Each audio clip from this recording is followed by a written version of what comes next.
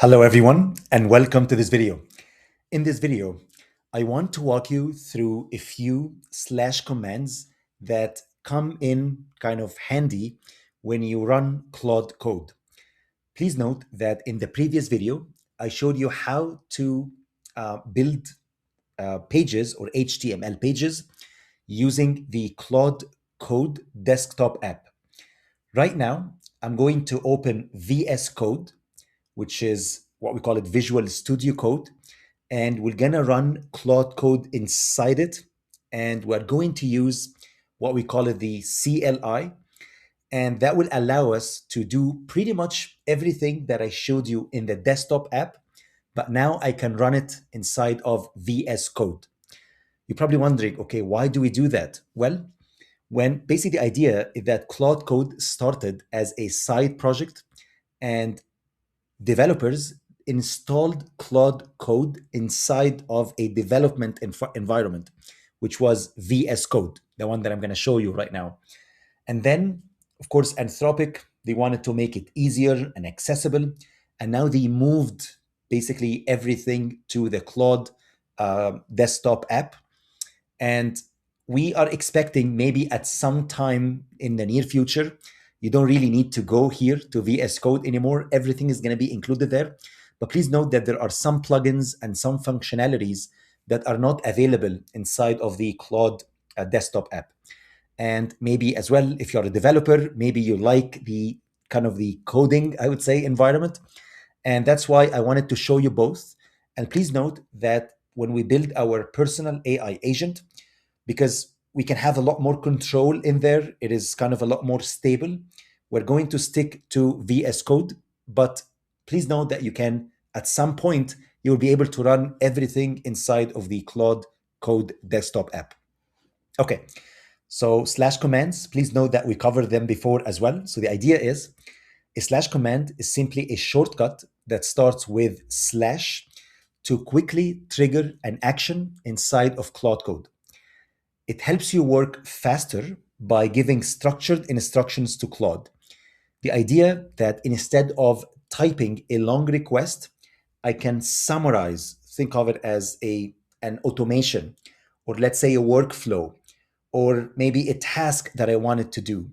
I can put it behind a slash command, and now I can just say slash one word or two, and then we're good. And that is going to immediately tell the artificial intelligence model what kind of operation we want. Please note that when you install Claude Code, you will see there are tons of slash commands available. One of them is slash help. That will allow you to see all the available commands and skills. If you say slash model, that will allow you to switch between different models. For example, you can use Opus 4.6, Opus 4.7. You can also use Haiku model, which is some sort of faster and a bit cheaper model as well. You can also change the extended thinking, so you can adjust it to high, X high, or low. You can also say slash diff, and that will allow you to review all file changes that Claude has made in this session. If you say, of course, slash skills, we are pros by now, this is going to list all the skills that Claude Code has access to. If I say, of course, slash usage, that will check us, or will check your token usage and spending. So now you should see if you are hitting your limits or not. Please note that slash usage in the desktop app, for example, this slash command is not available because because you can go to the settings as I showed you before, and now you can go under usage and you can get the exact same information. You can also say slash compact, and that is going to summarize conversations to help you free up some context. Again, when you run these LLMs or AI agents, basically, as I mentioned, you can have a context window. And for Opus 4.7, we are limited by 1 million context window. So we don't want to dump everything in there, right? Because you are going to consume, you're going to run out of context.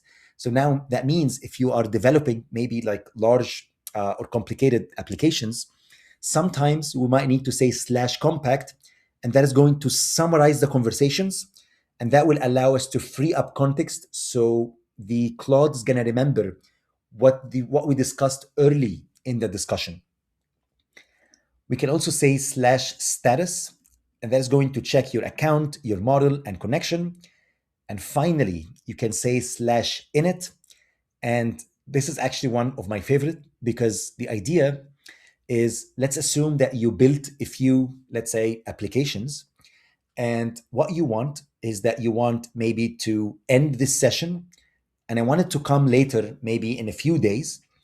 But the point is, I don't want to come again and explain to Claude, okay, this is who I am, that's what I do, and so on. And that's why what we do is we create a markdown file or MD file. We call it claude.md. Think of it as a playbook. So when Claude start up again, let's say after a few days, now it's going to read that claude.md file. It's gonna load it as part of its context, and now it can know, okay, now that developer or that human was basically first working on, let's say, a training fitness application. This was the work that was done, and so on. And we're gonna spend a lot of time, especially when we shift to our personal AI agent, to customize that claude.md file because it's absolutely critical. And I'm going to also show you in the next few videos how kind of best practices, what to include in there and what not to include. So if I say /init, that is going to create the claude.md for you. So now I can take it and use it in future sessions. Okay, so now let's go ahead and actually open Claude Code inside of VS Code and show you a few of these / commands. So what I'm going to do is I'm going to open VS Code, and please note that I included a video for the setup if you would like to set everything up, basically. But basically, the idea here is you're going to start here our VS Code. And again, as a quick disclaimer, well, maybe it sounds a bit intimidating at first. There are so many things happening. And, like maybe if you haven't done any coding in the past, you might be intimidated. But trust me, it is super easy. We're going to treat it similar in the same way as the Claude desktop app. It's the same idea. On the left-hand side, you have a folder that Claude Code can read, and it can also generate artifacts into it as well.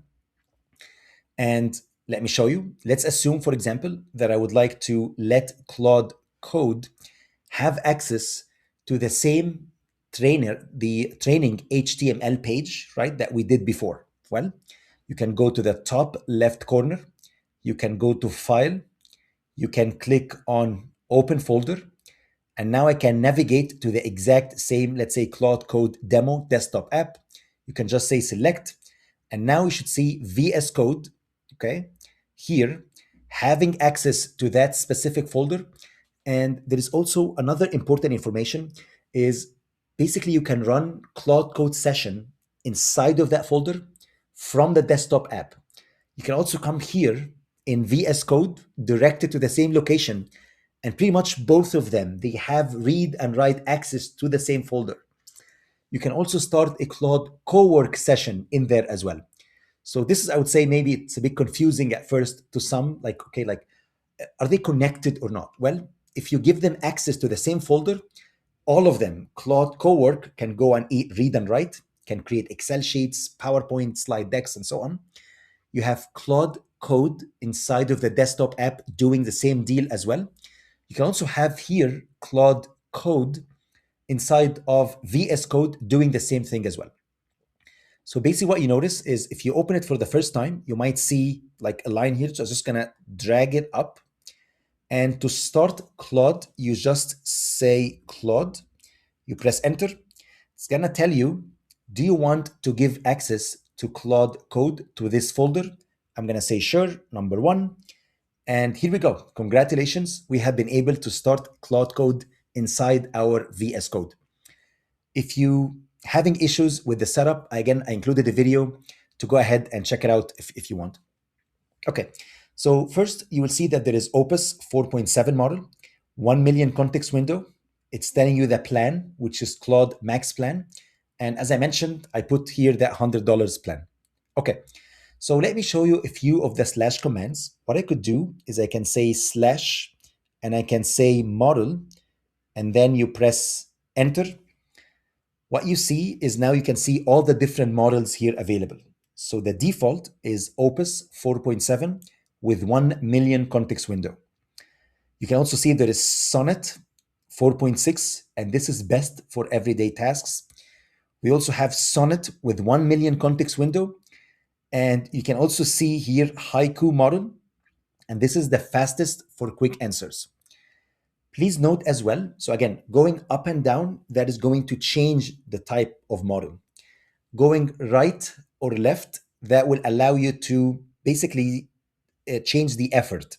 So now let's assume I'm going to choose, for example, the default Opus 4.7.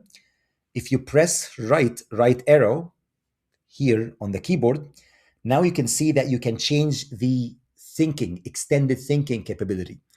So now you can see there is X high effort, there is max effort, there is low effort. So I'm going to set it to high effort. That would be good enough. And then you press enter. So now the model has been selected. Let's maybe check a few additional as well commands. I can say, for example, I wanted to say slash, and I wanted to see skills, and then that is going to list all the available skills by Claude.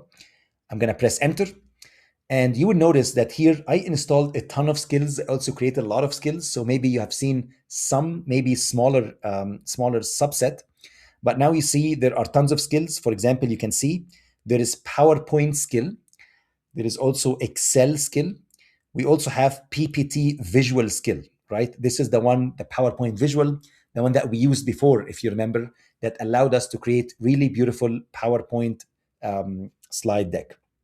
Okay, to escape, you just say escape on your keyboard, and that will allow you to go back again. Well, what if I wanted to check the usage? Well, you just say slash, you say usage, you press enter, and here we go. Now we should see the usage. So now if you go up, you can see that the current session, we have used 3%. From the current week, I've used 12% of my quota. And now we should see the current week for Sonnet only, it's 0%. This is the same usage that I showed you before when we opened our Claude Code desktop app. Okay, to go back, again, you press escape. And let's actually maybe check some of the, so I think this is pretty much it. Of course, you can play around with some of the slash commands as well. And one last thing is you can also check what we call it the context window as well by saying slash context. But I'm going to kind of save it to its own slides. So it's going to come up next because I need to cover the context window. It's going to be really important when we play around here and start building applications using Claude Code. With that, that's all I have for this video. I hope you enjoyed it, and see you in the next one.